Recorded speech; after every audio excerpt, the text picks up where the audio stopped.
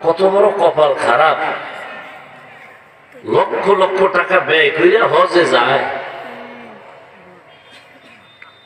আর সেই বাইতুল্লাহ যাইয়া এই গজুবিয়া মোবাইল হাতে লইয়া এই সিফা ওই সিফা এখানে ওখানে খালি লাইট দেয়, মানুষ কানতে কানতে বেউস।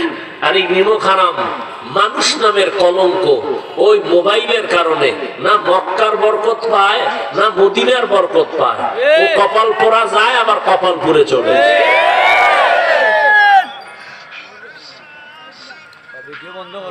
আপনাদের মোবাইলের তামাশা দেখে বেয়াদবি আবারও মাপ চাই, মনে চাই বয়ান ছাইরে দিয়ে চলে যায়, খুব কষ্ট লাগলো এতবার বলার পরেও। মোবাইল একটা ছবির জন্য, যে ছবি তোলা হারাম, কবিরা গুনাহ,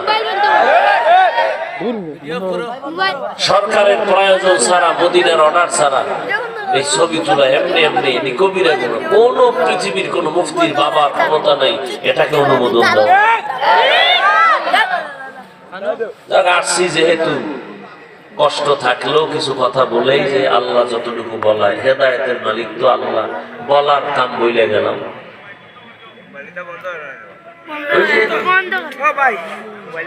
হাতের মুষ্টির মধ্যে পাথর নিয়া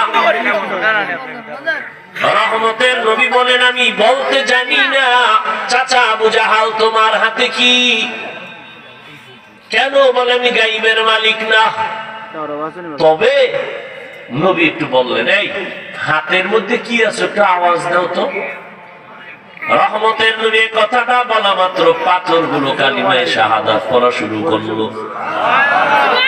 আবু জাহাল এত বড় বেঈমান, পাথরগুলো মাটির মধ্যে ফেলে ভাতিজা জানতাম না তুমি এত বড় জাদুকর।